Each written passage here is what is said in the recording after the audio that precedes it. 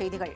வெளியுறவு அமைச்சர் doctor S. Jaishankar தலைமையில் பிரிக்ஸ் வெளியுறவு அமைச்சர்களின் 2 நாள் கூட்டம் புதுதில்லியில் நடைபெற்று வருகிறது. சர்க்கரை விலை ஏற்றத்தை கட்டுப்படுத்தவும், உள்நாட்டில் சர்க்கரை இருப்பை உறுதி செய்யவும் சர்க்கரை ஏற்றுமதிக்கு வரும் செப்டம்பர் 30 வரை தடை விதிப்பதாக மத்திய அரசு தெரிவித்துள்ளது. சிபிஐ இயக்குநர் பிரவீன் சூடிற்கு ஓராண்டு கால பணி நீட்டிப்பு, அமைச்சரவையின் நியமன குழு ஒப்புதல். பஞ்சாப் மாநிலம் எதிர்கொள்ளும் பல்வேறு வேளாண் சவால்கள் குறித்து பஞ்சாப் முதல்வர் பகவந்த் மான் மத்திய வேளாண் அமைச்சர் சிவராஜ் சிங் சௌஹானை சந்தித்து விளக்கினார். உத்தரப்பிரதேசத்தில் நேற்று பலத்த காற்றுடன் கூடிய பெருமழை, 89 பேர் உயிரிழந்தனர், 53 பேர் காயமடைந்துள்ளனர்.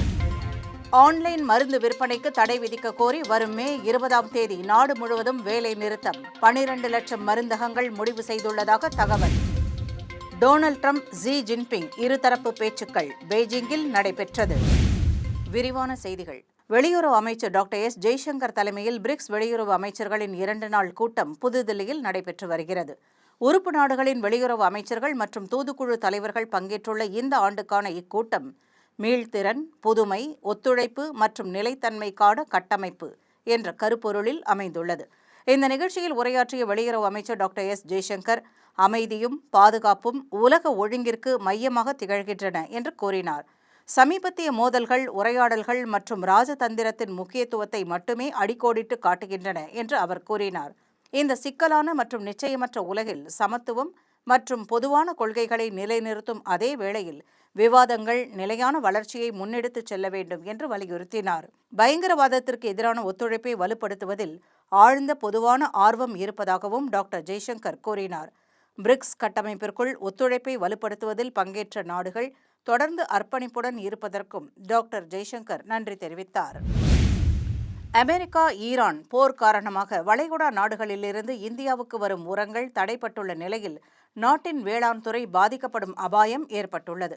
இந்த நிலையில் வரக்கூடிய பருவத்தில் கரும்பு உற்பத்தியில் தடை ஏதேனும் ஏற்பட்டால் சர்க்கரைக்கு தட்டுப்பாடோ விலை உயர்வோ ஏற்படும் வாய்ப்புகள் உள்ளன.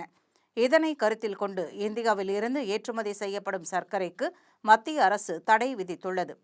சர்க்கரை விலை ஏற்றத்தை கட்டுப்படுத்தவும், உள்நாட்டில் சர்க்கரை இருப்பை உறுதி செய்யவும் சர்க்கரை ஏற்றுமதிக்கு வரும் செப்டம்பர் 30ஆம் தேதி வரை தடை விதிப்பதாக மத்திய அரசின் சார்பில் தெரிவிக்கப்பட்டுள்ளது.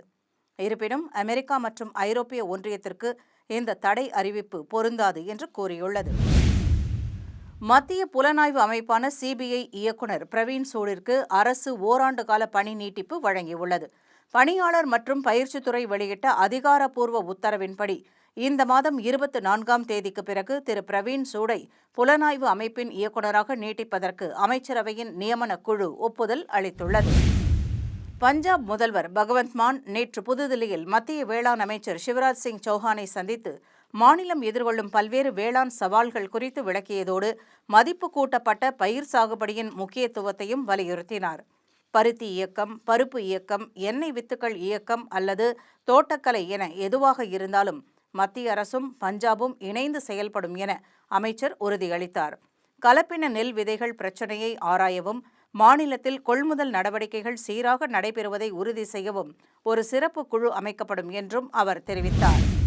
உத்தரப்பிரதேசத்தில் நேற்று பலத்த காற்றுடன் கூடிய பெருமழை பெய்ததன் காரணமாக 89 பேர் உயிரிழந்தனர், 53 பேர் காயமடைந்துள்ளனர்.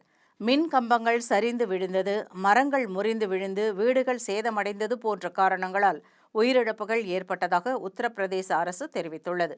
மேலும் 114 கால்நடைகள் உயிரிழந்ததாகவும் 85க்கும் மேற்பட்ட வீடுகள் சேதமடைந்திருப்பதாகவும் தகவல்கள் தெரிவிக்கின்றன.